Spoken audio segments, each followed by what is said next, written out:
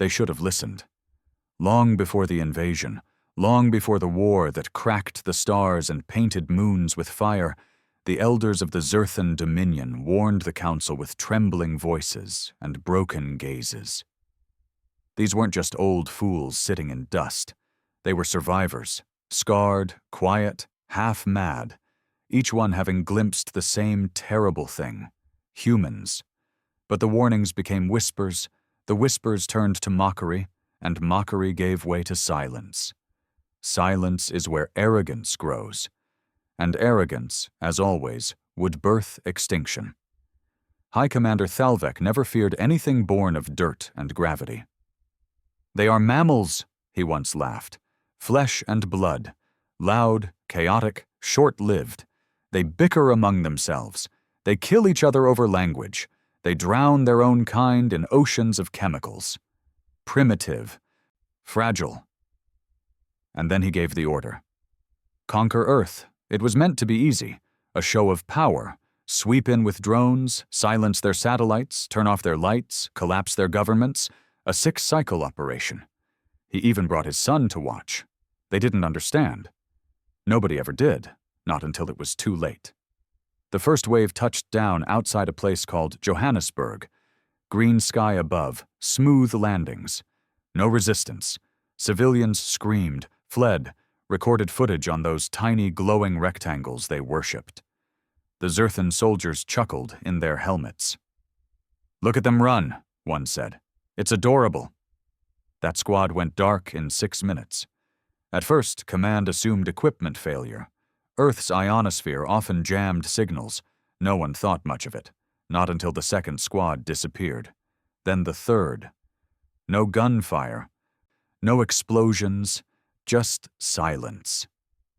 Men and women in armor, wiped from existence like they never stepped foot there. When Recon finally recovered footage, it wasn't alien technology that struck them. It was the brutality. The humans didn't come with tanks or lasers. They came with rage. One man with a broken pipe. A woman who strangled a soldier with the strap of her bag. A teenager with a hunting bow, crying while he fired. And they didn't run from death. They ran toward it. They moved in chaos, without central command, without tactical logic. And yet they outthought the invaders. They mimicked Zerthan tech. They lured patrols into mines. One farmer even used his own livestock as bait. That was when the war truly began. Not between civilizations, but between instincts. Humans fought like nothing the Zerthans had seen. Not for power. Not for glory, but because someone dared step on their soil. Thalvek's son died in the 3rd month. Burned alive after his aircraft was dragged down with ropes and set ablaze by what their analysts labeled as pre-industrial tactics: rope, fire, and gravity. It worked. Still, they didn't retreat. They doubled the fleet, launched orbital bombardments, turned cities to ash, thinking fear would break them. It didn't. The more they burned, the more humans rose. No leaders, no singular voice. Just mothers, fathers, broken boys with rifles, grandmothers with Molotovs, and a look in their eyes that made even the hardened alien generals uneasy. The elders had tried to explain this once, long ago. They called it the fire below. A species born from suffering, evolution shaped not by peace or balance, but by pain, by betrayal, by fear, and above all, by endurance. The Zerthans had forgotten what it meant to bleed for something. The humans hadn't. They never would. And the moment that realization finally sank in, it was already far, far too late. They had come expecting surrender. Instead, they found a species that didn't know when to quit. It wasn't just rage anymore. It was organized, sharpened, tactical. Humanity, once scattered and broken in the first wave of destruction, had begun to stitch itself back together. Piece by piece, country by country, city by city. Not under one government, no. That was the beauty of it. There was no leader to kill, no capital to bomb, no central system to sever. There were only people, and people refused to die. In the ruins of what was once São Paulo, a group of survivors had turned collapsed metro tunnels into a trap so elaborate the Zirthan ground forces were gutted within hours. Their weapons were stolen, reverse-engineered, and redeployed within a week by civilians with no military training. One elderly man had disassembled a plasma carbine, figured out its power core mechanism, and used it to power a jerry-rigged EMP device that took down an entire patrol squad's exosuits. Elsewhere, in the frost-covered remains of northern Canada, drone ships went missing for weeks. Eventually, reconnaissance recovered footage, humans in fur-lined scavenged gear using the environment itself to mask heat signatures and ambush dropships with ice spikes and hand-carved blades. What they lacked in technology, they made up for in grit. What they couldn't calculate, they improvised. Where other species would crumble under planetary loss, humanity adapted. And that terrified the Zirthans. Back in orbit, Thalvek stared at the endless streams of damage reports on his command interface. Green icons, Zirthan territories, were slowly turning red. Whole regions that had been secured were now blinking with resistance alerts. And worse, the humans were learning. They were using their own satellites again, jamming transmissions, copying signal frequencies, hijacking scout drones. Just 2 months ago, they didn't even know how to crack a translation interface. Now, they were speaking in Zirthan, mocking the command units across intercepted transmissions. One such message haunted every council chamber. A voice, male, hoarse and calm, saying, "You should have stayed in your skies. Now you're stuck in our dirt." There was no face, no location, just the voice. But it echoed everywhere, repeated like prophecy. Soldiers started calling him the Phantom. Some believed he was real. Others thought he was a myth, built to fuel morale. Thalvek didn't care. He just wanted him dead. A general named Kelvar proposed planetary sterilization. "We've done it before," he argued. 6 minor worlds reduced to ash. We have the fleet. Wipe the surface clean. Reclaim the minerals. But the elders objected. Thalvek summoned them, what remained of them. Only 4 now. Gray-skinned, hollow-eyed, speaking in dry, hissing tongues that unnerved even the hardened commanders. "We told you," one whispered. "Humanity is not a species. It's a disease of survival." "They will not break," another said, "and if you burn their world, you will only become the obsession of their vengeance." "Do not make them ghosts," a third rasped. "They will learn to haunt stars." The council laughed them out of the chamber. Within a week, they sterilized Jakarta. Fire from orbit, nothing left but melted buildings and charred skeletons. But no victory came. Instead, 3 orbital freighters were boarded in retaliation. By who? No one knew. Alarms never triggered. Surveillance blacked out.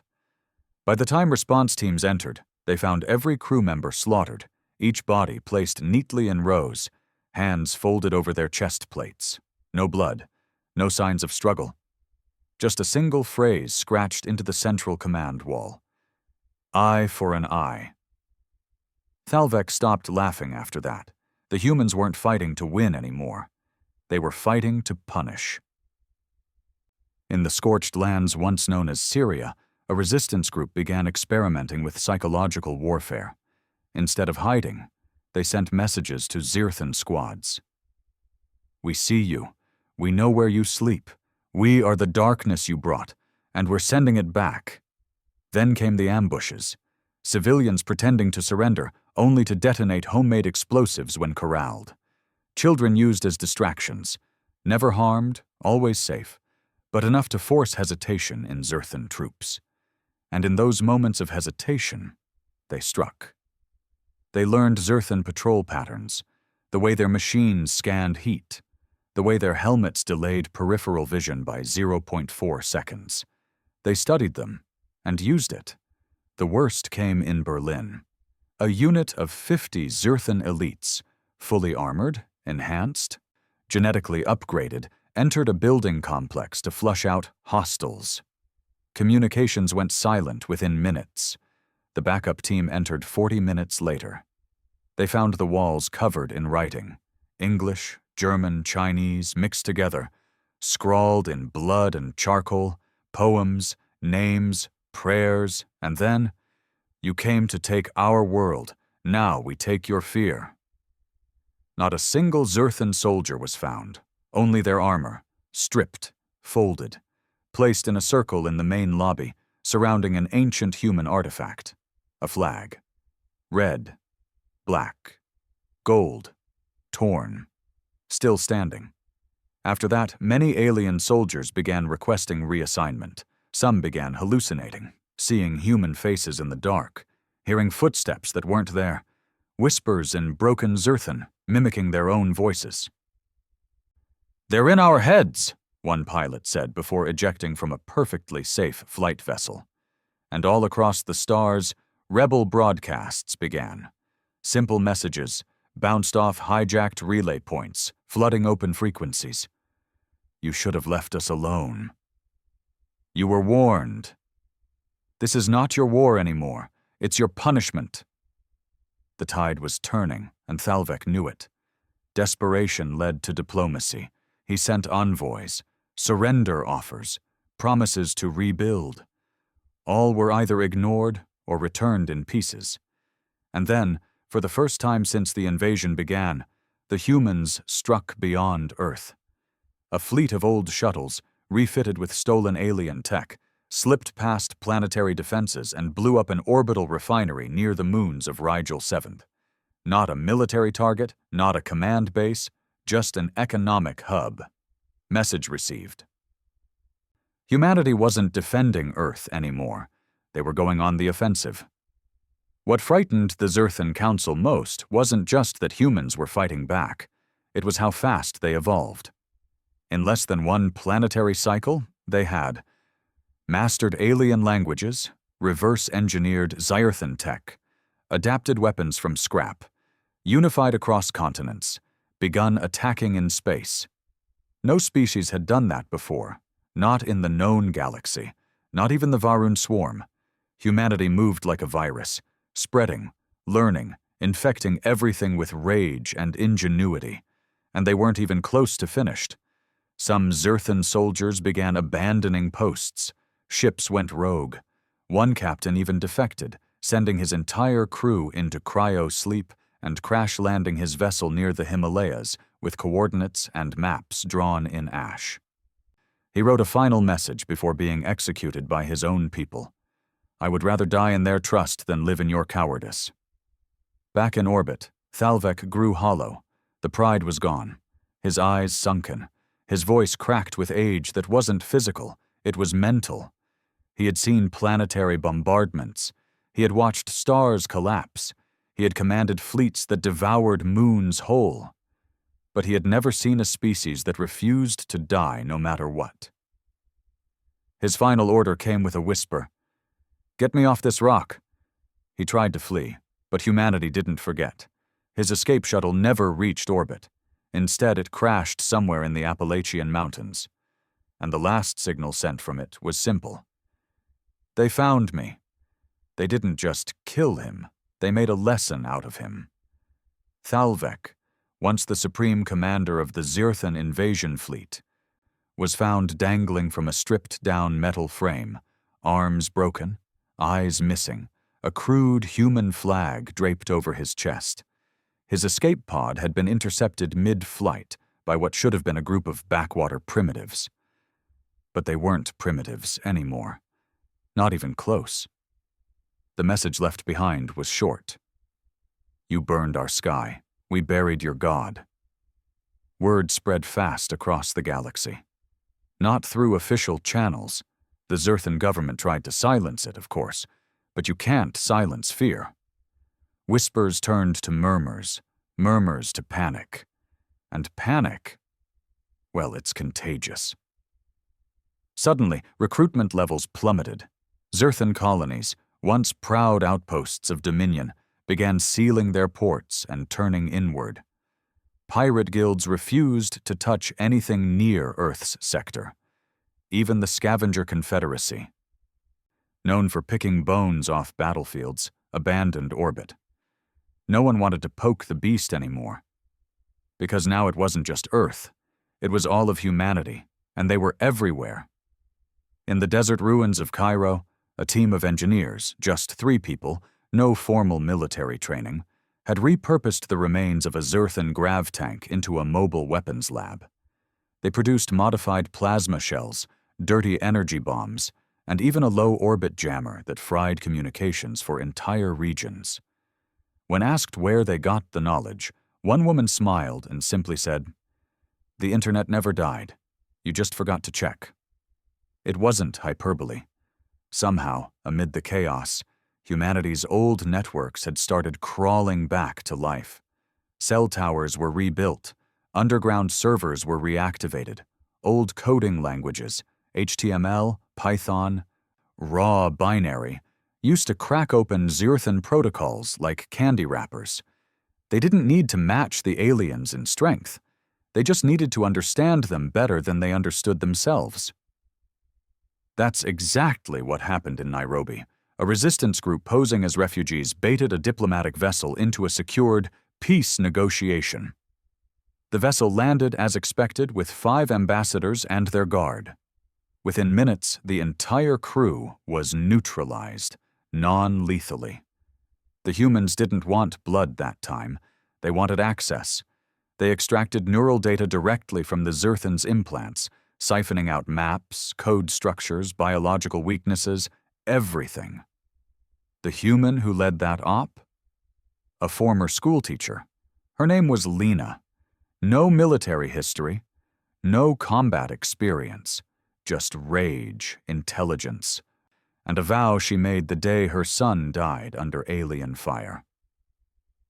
"We'll make them remember us," she told her team, "even if we forget what peace feels like."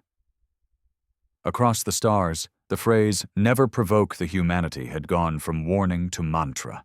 Entire systems, once allied with the Zerthan Dominion, began quietly backing away. Treaties dissolved. Trade routes went dark. No one wanted to be in their path. Not anymore. And Earth? Earth had changed. It was no longer a shattered world licking its wounds. It was a forge, a crucible. In the ruins of Detroit, automated factories, reprogrammed from old car lines, began churning out armor made from salvaged Zerthan alloys. Lightweight, modular, terrifying in its simplicity. Bulletproof against plasma, seamless against thermal scans. Humans began to look like something else. Not quite soldiers, not quite rebels, something in between. In Moscow, underground labs developed a virus designed not to kill, but to scramble alien nervous systems. They tested it on captured scouts. Within 10 seconds of exposure, the subjects were on their knees, vomiting, screaming in broken syllables. They called it ghost wine. It spread fast. Soon, alien ships began issuing internal purge orders the moment they landed near a human settlement, just to ensure they hadn't been infected. They feared Earth like it was cursed. And maybe it was, but not for humans, for everyone else. The resistance wasn't even a resistance anymore. It was an offense. Coordinated units began attacking orbital stations.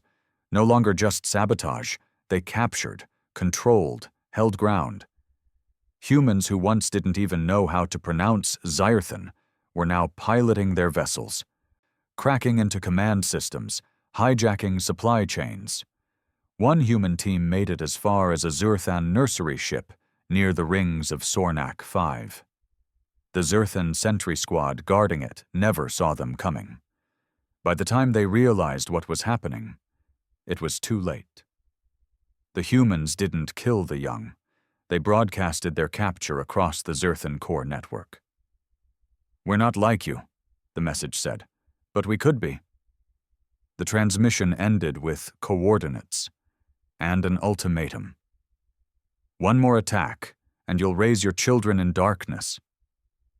It wasn't about cruelty, it was about message. That's how humanity fought now, not with superior tech or larger armies, but with terror, with symbols, with psychology. They fought with scars and silence and the weight of what they had endured. And in doing so, they reshaped the battlefield into something alien even to their enemies. The Zerthans sent in assassins. Didn't work. They sent in peacekeepers. They were never heard from again. And finally, they sent in reclaimers, creatures bred for annihilation, half machine, with minds connected directly to tactical AI. That's when the humans unleashed what they called Project Havoc. It wasn't a weapon, not in the traditional sense. It was a program, AI, virus, and consciousness blend. It infected alien battle networks like mold in lungs. It didn't just shut things down, it made them lie. It turned ships against each other, redirected coordinates, played ghost signals of dead captains screaming in enemy frequencies. Zerthan dreadnoughts fired on each other thinking they were surrounded. Planetary cannons turned inward. The chaos was complete. And in the middle of it all, the humans walked forward, silent, precise, eyes burning with something no species had ever seen before, the wrath of survivors who had nothing left to lose. The Zerthan homeworld, once thought untouchable, was now marked, not for invasion, for memory. Humanity didn't want to rule them. They wanted them to remember. Forever. In the broken halls of the Zerthan royal citadel, one final message was found, engraved in steel where the high priest once stood. You turned your gaze to Earth. Now your stars belong to us. Fear spreads faster than war, and by now, the galaxy wasn't just at war with humanity, it was haunted by them. Across distant systems, the Zerthan dominion began to rot from within. Their colonies turned quiet. Their command lines echoed with static. Officers refused orders. Whole fleets went missing without a trace. The official records labeled it as disruption by resistance elements. But everyone knew the truth. Humanity had become a myth, and myths don't follow rules. By the time the Zerthans realized they had lost the war on Earth, it was already too late to contain it. Earth was no longer just a planet. It was a forge of nightmares. And the nightmares had grown wings. In the Vega Drift, an outer colony used to manufacture advanced kinetic projectiles was found completely abandoned. Not a single shot fired, not a drop of blood, just empty suits, neatly stacked in piles, and written in oil across the hangar wall. We let you live, this time. In the frontier moons of Calith Prime, an entire command center detonated from within. The cause? A single crate of food shipments, tainted with nanobots disguised as salt particles. It took exactly 24 hours for the bots to infiltrate the base's AI, override its safety protocols, and turn every door into a guillotine. The signature left behind was human. Specifically, an old Earth barcode embedded in the nanobot firmware. When translated, it read, "Property of Ohio." Back on Earth, humanity was no longer celebrating victories. They didn't hold parades. They didn't name heroes. They didn't build monuments. They built labs and ships and systems. The war hadn't made them proud. It had made them ready. Underground bunkers turned into control hubs. Factories repurposed themselves weekly. Children learned basic alien anatomy before algebra. And somewhere in the remains of what was once Geneva, a council formed. Not to lead, but to prevent humanity from becoming the very monsters they fought. They called themselves the Hold, composed of resistance leaders, scientists, and people who had lost more than they could ever recover. The Hold didn't fly banners. They didn't command armies. They oversaw balance. They reminded the humans that victory didn't mean peace, not if vengeance became a habit. But the galaxy wasn't so lucky. because not all humans listened. Somewhere in deep space, far beyond the Zerthan borders, a station floated silently. No beacons, no transponders, no signals. It wasn't in any registry.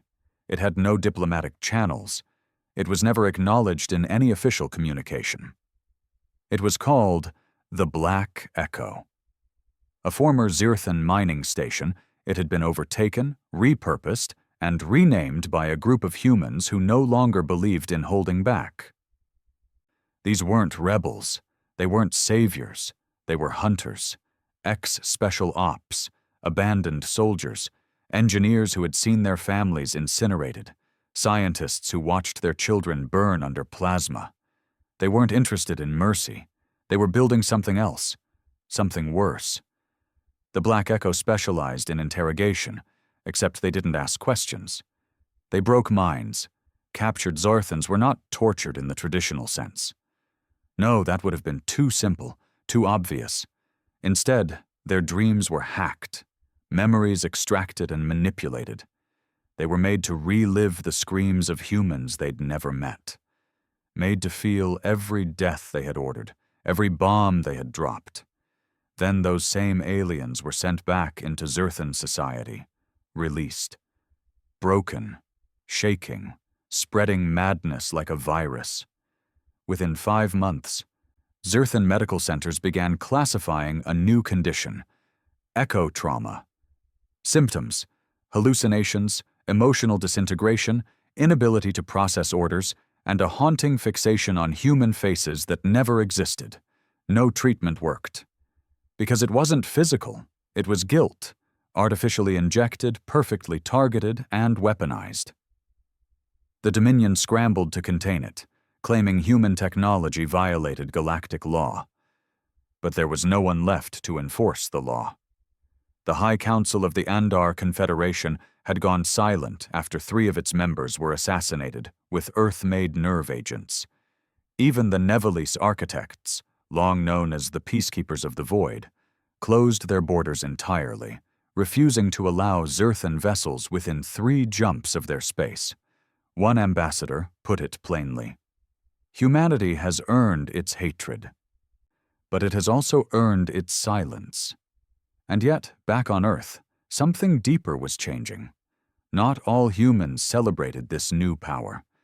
In a crumbled university somewhere near what used to be Kyoto, a philosopher named Yuki, a woman who'd lost her family in the second orbital strike, began teaching something dangerous. We are no longer defending. We are no longer human. We are becoming what we feared. Her lectures spread through underground channels, carried by drones, flash drives, even etched into the hulls of scrap ships. She wasn't alone. Survivors from the early resistance days began to push back, not against the war, but against how it was being fought. One former resistance sniper refused a mission to assassinate a Zerthan diplomat's child.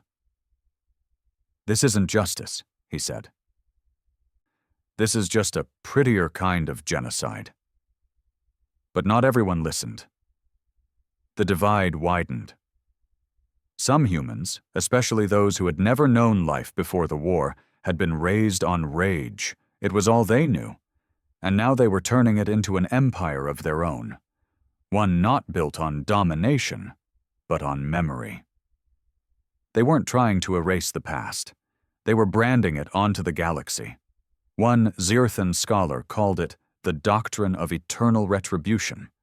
He was later found dead in his chambers, a blade in his throat, human steel. No message. Only a word scratched into the wall beside his bed. Balance. And what of the elders, the ones who had warned the Dominion not to touch Earth? 3 remained. They had long since withdrawn from power, isolated themselves in a silent fortress orbiting a dying red star. There, they watched the unraveling of the species they once helped command, and they wept. "They are doing what we would have done," one whispered, "had we been made of fire instead of bone." Another nodded. "They suffer like us, but they heal through conquest." The third, oldest and blind, spoke the final truth. "We warned them not to provoke humanity, but the real warning should have been..." A pause, a breath. "Never let them become the aggressor." But it was already too late. Across the galaxy, human-built outposts emerged, not under one flag, not a new empire, but a network of survivors, warriors, engineers, and philosophers, independent but aligned in one truth: never again. They called themselves many names. Some went with the Vigil, a watchful presence in the void. Others preferred the Dustborn, those born of ash and ruin. But the name that stuck, the one etched into every hull, whispered in alien bunkers, feared in every system that once looked down on Earth, was something older, something simple: humanity. Now it meant something else. The collapse didn't come with thunder, it came with silence. One by one, Dominion systems went dark, not through war, not through fleets, but from within. The fear of humanity had grown so vast, so deep-rooted, that entire sectors began tearing themselves apart before the humans even arrived. On Barek 9, a key fuel supply world, the planetary governor detonated his own city's reactors after rumors spread that a human fleet was inbound. There was no fleet, just a transmission, an intercepted Earth-language music file from a device that had drifted in through trade routes. A calm, ghostly voice singing, "This land is your land. This land is my land." They couldn't understand the words, but they understood the tone. Elsewhere, in the Viren Belt, 3 Zerthan clans turned on each other, accusing one another of harboring sympathies toward the humans. The skirmish lasted only 40 minutes, nearly 80,000 casualties, all because a single medical transport was found carrying Earth-developed neural stabilizers. The humans had long since stopped attacking directly. They didn't have to anymore. Humanity had become the center of gravity, pulling enemies into orbit, watching them collide on their own. But on Earth, now rebuilt, repurposed, and unrecognizable, things were less certain. The hold, once the quiet backbone of coordination and control, found itself in a crisis. What had started as a resistance coalition was now a fractured web of ideologies. No longer united by survival, no longer at risk of extinction. Instead, they faced something more dangerous than alien fleets: power, and the temptation to use it. "We are not a people anymore," said Councillor Orlin, one of the early founders of the Hold. "We are a machine, a forge, and we forgot why we built the fire in the first place." His words echoed in private. They didn't reach the new generation, those raised in the war, born into bunkers, weaned on tales of invasion, fury, and vengeance. To them, humanity's role was clear: deliver punishment, maintain fear, never be weak again. On the edge of the Kuiper outpost, an argument broke out between 2 resistance leaders, both survivors of the early battles. One believed in peace, the other believed peace was a weak man's fantasy. "Do you know what they did to my wife?" one of them screamed. "Do you? They burned her alive while she held our daughter. There's no redemption for that, only fire." The other answered, voice quiet but firm, "Then your daughter died for nothing." They never spoke again. In secret meetings, whispers of a human faction breaking off from the Hold grew louder. They weren't terrorists, not exactly. But they refused oversight. They called themselves the Crimson Path, a name born from old blood and new resolve. Their creed was brutal, concise, and chilling. No alien lives without human permission. The Crimson Path didn't negotiate. They didn't broadcast warnings. They didn't leave messages or scratch phrases on walls. They simply erased entire Zerthan outposts, support satellites, border moons, gone without explanation. And slowly, they began recruiting. Former soldiers, engineers disillusioned with peace talks, children who had never known a home before war, who now found purpose in destruction. They carved their own path, red, quiet, and absolute. Back in the galactic center, more dominoes fell. The Vatal Accord, once neutral, collapsed after a failed assassination attempt on its chancellor, traced back to Crimson Path operatives. This wasn't a human operation sanctioned by Earth. In fact, the Hold denied any knowledge of it. But the rest of the galaxy didn't see a difference anymore. To them, there was no Earth, no factions, just humanity, one identity, one threat.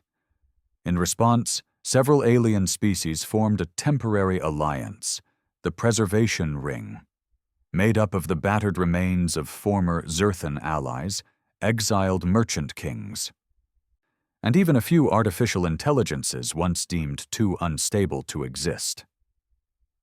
Their goal was simple: contain the spread of human influence.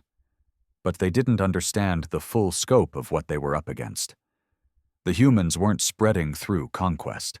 They were spreading through memory. Across trade routes, tiny shards of human culture kept appearing. A child's drawing found in a shipwreck on Andon 3. A torn paperback copy of To Kill a Mockingbird lodged in an asteroid mine. A wedding ring, carved with coordinates to a ruined chapel in the Rockies, discovered buried in a Zerthan diplomat's quarters. Each artifact whispered one thing: we survived. We remember. And now, so will you. The Preservation Ring launched a campaign. Aggressive, coordinated, and large-scale. They attacked a dozen known human outposts simultaneously, across different systems. One was a former listening post, another a medical research hub, a third was purely agricultural. They didn't just target soldiers, they targeted survivors. The backlash was immediate.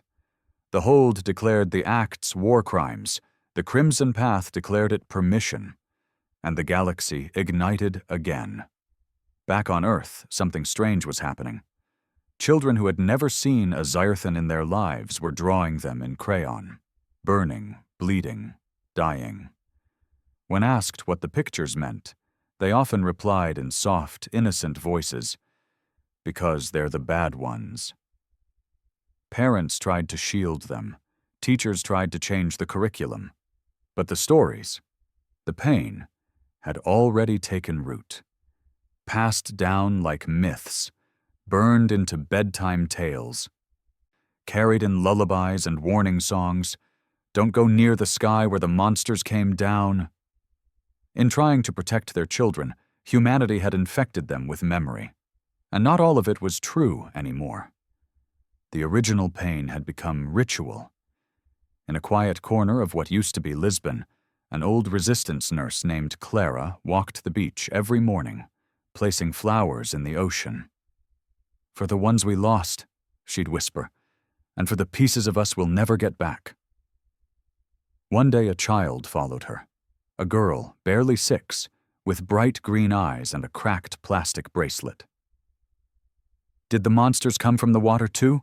she asked. Clara shook her head. "No, they came from the stars." The girl stared up, frowning. "Then why are we still scared of the dark?" Clara had no answer, because deep down, everyone knew the truth. They weren't scared of the dark. They were scared of what humanity had become in order to survive it, and in orbit, a decision was being made. The Hold, desperate to regain control, authorized a controversial plan, a signal, a mass broadcast not of threats or demands, but of truth. Footage from the invasion, voices of the fallen, records of every loss, every innocent, every city gone, every family shattered. They called it the Reckoning Stream. It would be distributed across every known channel, every relay, every alien system, not to beg, not to warn, but to remind, to make them understand what provoked humanity in the first place. When the stream went live, thousands of Dominion citizens watched in silence. Children cried, Elders wept. Some turned off their screens in guilt. Others smashed them in anger. But no one forgot it. The Crimson Path called it weakness. They responded with blood. They ambushed a diplomatic convoy headed toward a ceasefire meeting and executed every being on board, human, alien, and AI alike. The message was clear. We don't need your pity. We need your silence. The hold splintered. Several of its leaders resigned. Others vanished. And now, for the first time in years, Earth found itself in a new war. Not against aliens, but against itself. The war returned home. Not with fire from the skies, nor the shriek of alien cruisers cutting through clouds. This time it came on silent boots, in quiet speeches, encoded transmissions passed through the fractured networks of a planet still haunted by its past. It began subtly. Shipments went missing. Vessels that were supposed to resupply outer colonies never arrived. Surveillance drones were rerouted by false signals. Names began vanishing from logs. Engineers, commanders, translators, gone.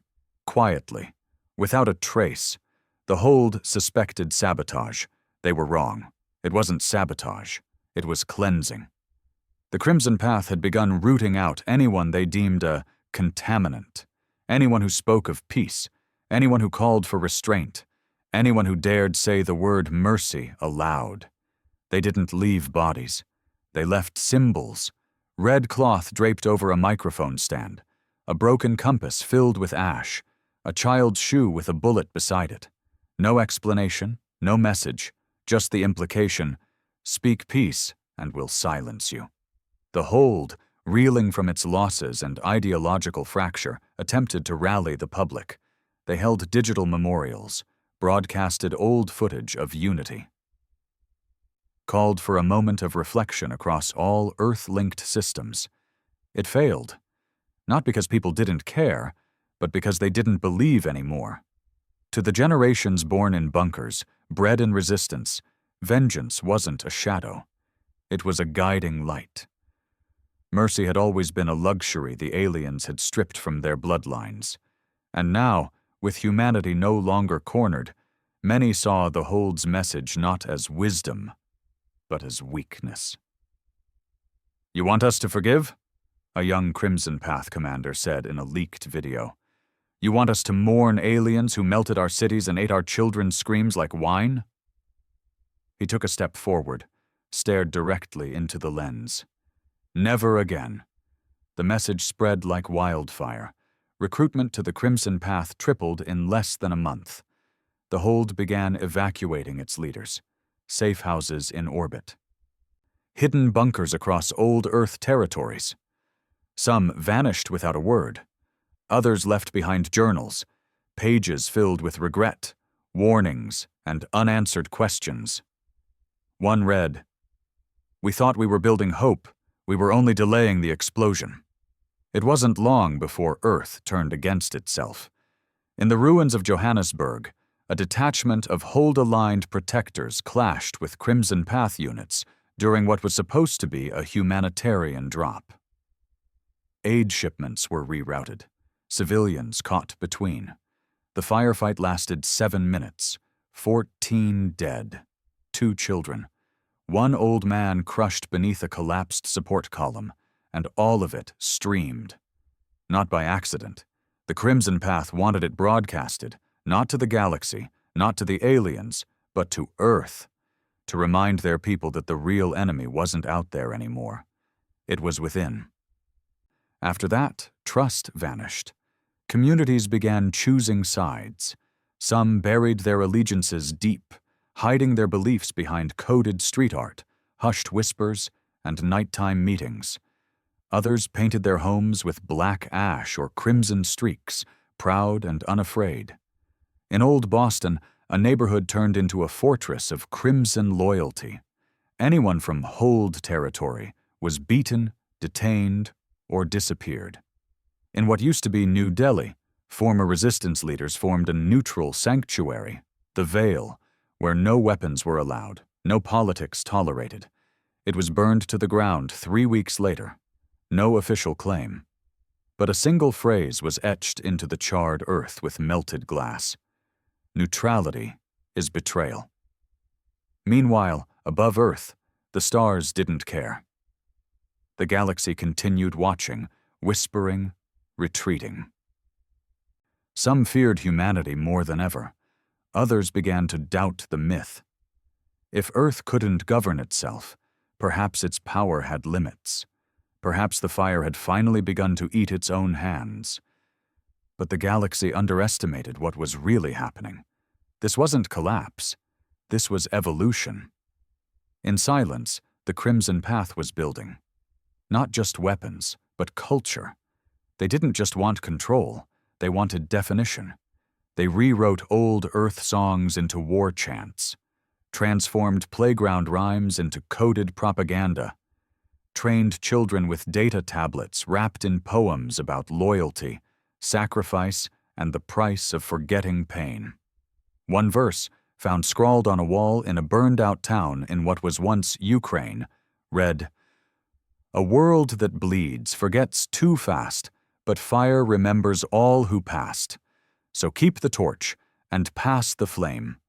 Let no child die without a name." It was beautiful. It was terrifying, because it worked. Back in the last stronghold of the Hold, a hidden facility buried beneath the mountains of old Chile, a woman named Mira took command. She wasn't a soldier. She wasn't a founder. She was a historian. And she had one weapon the Crimson Path feared more than bullets: memory. Mira had spent the last 10 years cataloging the war. Not just facts, stories, every face, every scream, every lost life, every broken vow. She recorded them all, compiled them, built a library not of information, but of pain. And now she planned to weaponize it. She gathered a team: technicians, translators, orphaned poets, defected hackers. Together they created a system unlike anything Earth had seen before: the Pulse. It wasn't a bomb, it wasn't a virus, it was a truth stream. A neural wave pulse designed to override every Crimson-controlled network for exactly 4 minutes and deliver an emotional simulation of the war's origin. Not numbers, feelings. The screams of mothers from the first invasion, the breathless panic of a man dying beneath rubble, the soft whimper of a girl trapped in her burning home, whispering for her brother, the laughter of the Zerthan officers who did it, and the silence that followed. Mira didn't believe in telling people what to think. She believed in reminding them who they were before pain took that away. The Pulse went live on Solstice Day. At precisely 04 Ausart UTC, across every Crimson Path terminal, every device, every comms channel, the world froze. And for 4 minutes, Earth wept. Some dropped to their knees. Others screamed. A few threw their weapons down and sobbed until their voices cracked. A few, just a few, turned their guns on their own commanders. The Pulse didn't end the war, but it slowed it. The Crimson Path retaliated, of course. They hunted Mira, burned archives, bombed what remained of the Hold's sanctuaries. But they couldn't erase the memory anymore, because now it wasn't just digital.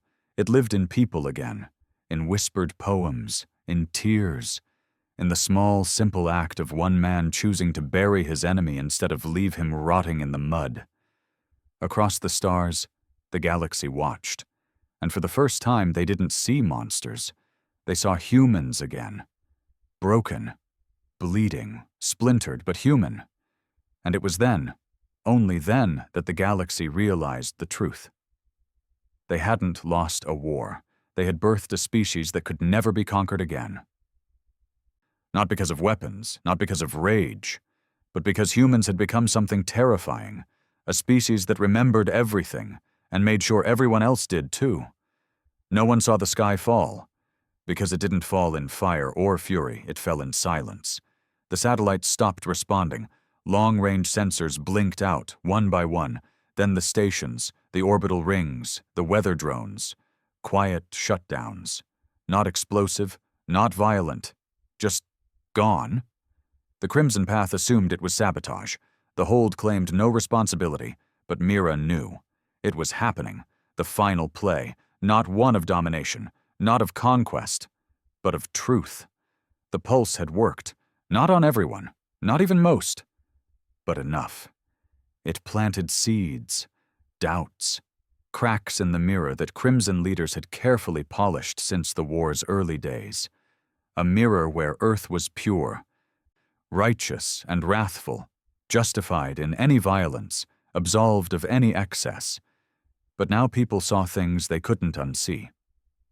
A boy, barely 15, who had been training in a Crimson barracks near what was once Lagos, shot his instructor in the chest. He said he remembered the pulse. Not what it showed him, but how it made him feel. He begged for his mother, the boy whispered. The alien I killed. Just like I used to. In Old Sydney, a Crimson bomber defected mid-mission, flew his ship directly into the ocean, left a message behind. If we keep becoming them, who's left to avenge? The hold, what was left of it, didn't cheer, didn't claim victory. They just watched, waited, kept the memory flowing like water through cracked pipes. Mira's team expanded the pulse, not with new data, but with testimonies, survivors, children.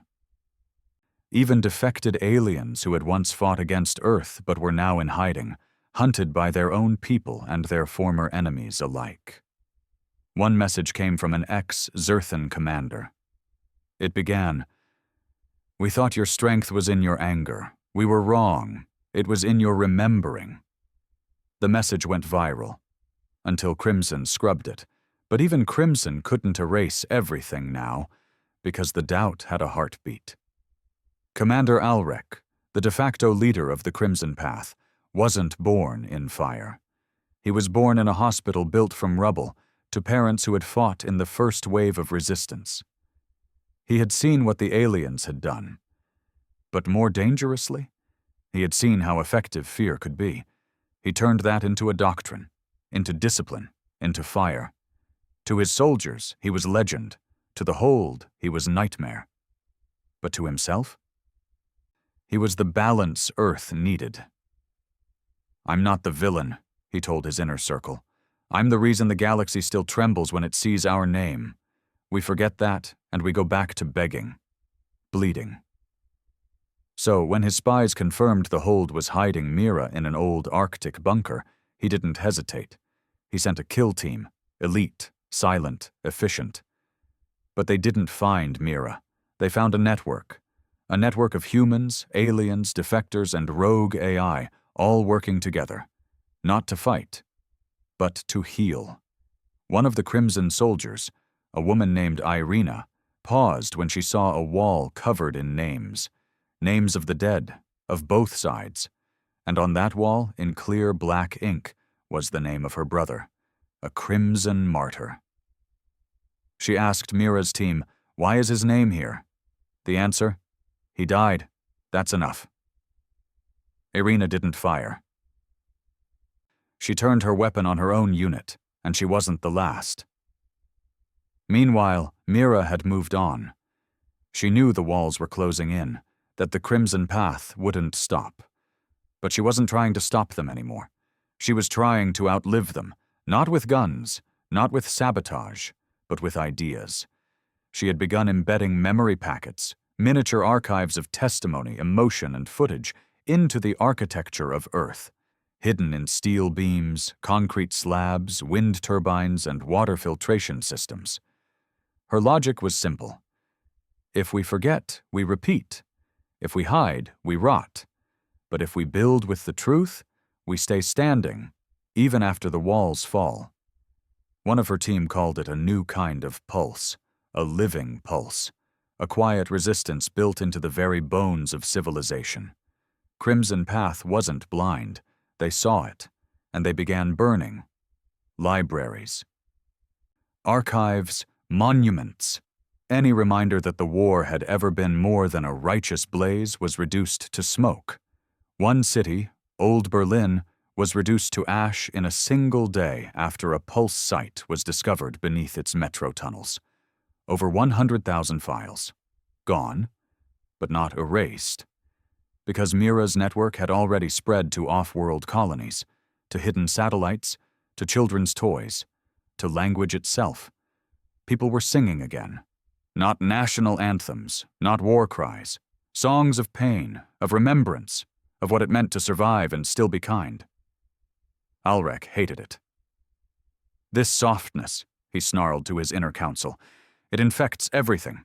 If we don't strike now, we lose the world. So he did the unthinkable. He called for the purge directive. 1 week, all suspected sympathizers to the hold were to be identified, detained, or eliminated. It was swift. Cold. Unapologetic.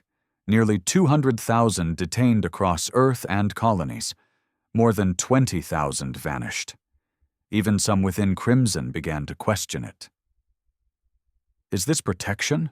One operative whispered to another. Or fear in armor?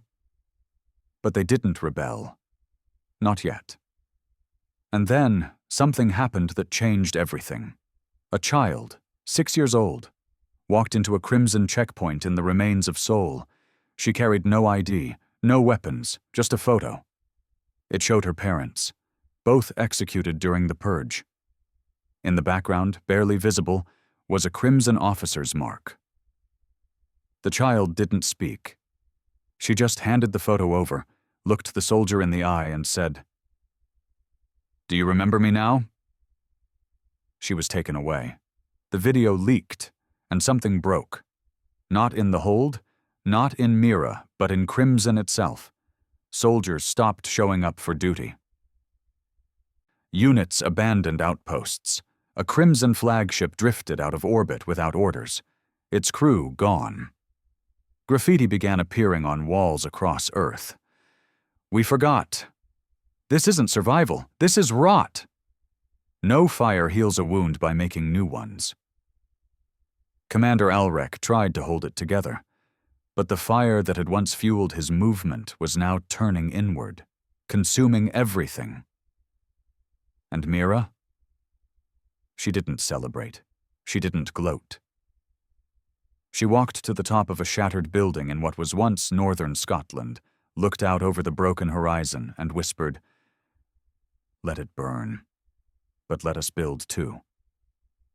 For the first time in years, she broadcasted live, uncoded, open frequency, no encryption, just her voice, scarred, shaky, tired, but steady. You can call us weak for choosing mercy. You can call us traitors for remembering the pain of others. But when this is over and the fire dies, who will hold the names of those we lost? Who will tell the children the full story? Not just the parts that hurt, but the parts that helped us survive. She closed her eyes. This is our final resistance, not against aliens, not even against Crimson, but against forgetting, against becoming what we feared most. We are not made to be conquerors. We are made to end the need for war, even if it takes everything we have left. And with that, she ended the transmission. And waited. It ended without a shot. No final battle, no last stand, no great clash of titans under red-lit skies. The war didn't stop because someone won. It stopped because no one wanted to fight anymore. And by then, there wasn't much left to fight for. Cities were broken. People were tired. The stars above had stopped watching. They no longer feared Earth. They simply feared becoming it. The galaxy, once on high alert against humanity's wrath, now looked to Earth like it was a scar they dared not touch. Even the aliens who once ruled over humans were silent. The Zerthan dominion had crumbled into factions, cults, and fragmented kingdoms, still whispering in shadows about the planet that bit back. But Earth itself was bleeding inside. The Crimson Path was imploding. What once stood as the iron fist of vengeance had become a hollow relic, riddled with deserters, defections, and paranoia. Their command centers echoed with arguments instead of orders. Their most loyal followers now questioned why every directive smelled more of fear than justice. Commander Ulrich refused to step down. His broadcasts became increasingly erratic, full of fury and desperation. "Do not listen to traitors who speak of mercy. They will make us prey again. We built this world from ash. We do not owe kindness to those who tried to erase us." But even among his inner circle, the silence grew. Because in the bunkers and dark halls where Crimson used to celebrate domination, now there were only the echoes of children crying in their sleep. Children who didn't know why their parents burned books, erased names, and hunted people for simply wanting to remember. Then came the message. It wasn't from Mira. It wasn't even from the Hold. It was from someone no one expected. A Crimson child, 13 years old. A hacked broadcast from a remote colony, now called New Pathway. The boy stood in front of a ruined war monument, dust on his cheeks, voice shaking. "My father said we were the fire, that we would never suffer again. But I watched him burn a town because they didn't want to salute. I saw a woman shot because she carried an old alien book about peace. My sister, she's gone because she asked him, 'Why are we so angry all the time?'" He paused, blinking through the sunlight. "I think the fire isn't protecting us anymore. I think it's eating us." Then the screen went black. And just like that, the spell broke. The Crimson Path collapsed in days. Some commanders fled, others surrendered. Many simply walked away, removed their insignias, burned their uniforms, buried their weapons. No one declared victory. There was no one left to cheer, because even the Hold didn't rejoice. They stood over the ashes of a world they couldn't fully save. Mira walked through what remained of the last Crimson Fortress, an abandoned subterranean base near the ruins of Buenos Aires. The halls smelled of melted metal, oil, and burnt data cores. She found records, surveillance footage, interrogation logs, confiscated memory caches. She didn't destroy them. She preserved them, not to punish, but to remember. She archived every name, every incident, every recording into a central vault, the repository of reckoning. It was built beneath the old bones of Geneva, reinforced with alloys forged from both Earth and alien steel. It would never be a place of tourism. No flags flew over it. No celebrations took place inside. It wasn't a shrine. It was a burial ground for memory, a place for truth. No edits, no angles, no bias. Just the raw, ugly, complete story, from invasion to retaliation, from hope to hatred, from humanity to the brink, and back again. Years passed. Earth didn't return to peace, not in the way people imagined. There were no golden ages, no perfect unity. There were disagreements, mistrust, broken systems, and scars so deep they became part of the culture. But they were honest scars.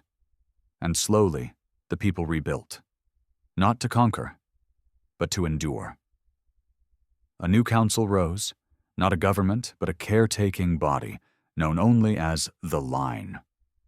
Not because they ruled, but because they stood between what was and what must never be again. Their motto was carved on every new building, printed on every data stream, taught in every school. We remember so we do not repeat. The Hold dissolved. Their work was done. Mira refused a seat on the Line. She returned to the silence, took up gardening in the wreckage of old Scotland, built schools, planted trees, sat quietly near the coast, and listened to children play with voices that no longer carried the weight of inherited vengeance. And sometimes, when no one was around, she would cry, not for what was lost, but for the versions of humanity that might have been, if the stars had just left Earth alone. And somewhere, out in the galaxy, others watched. Alien species who once feared humans now sent messages, not of surrender, but of curiosity. They asked, "How did you survive?" And Earth, cautious but not cruel, answered in fragments, not of glory, not of domination, but of a species that had been hunted, burned, and broken, and still chose to build bridges where it could have raised more fire.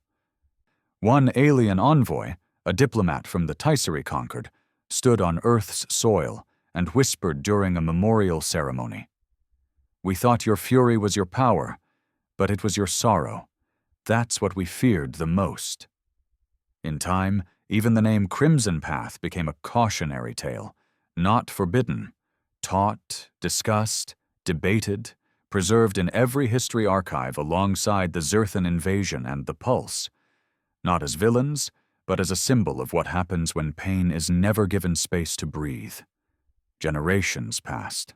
Some wanted to forget, but Earth never did. Because forgetting is what made it possible in the first place.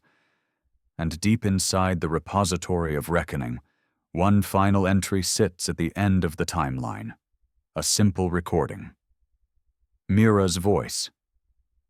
If you are hearing this, it means you're alive, and that means you have the gift of choice, to build. To burn, to remember, or to forget. We didn't always choose well, but we tried. That's all we ever really did. She pauses just once. They said, "Never provoke the humanity." But they were wrong. It wasn't provocation that doomed them. It was that they didn't believe we could change, even after everything, even after fire. But we did. We changed, not into angels, not into monsters. We became human again.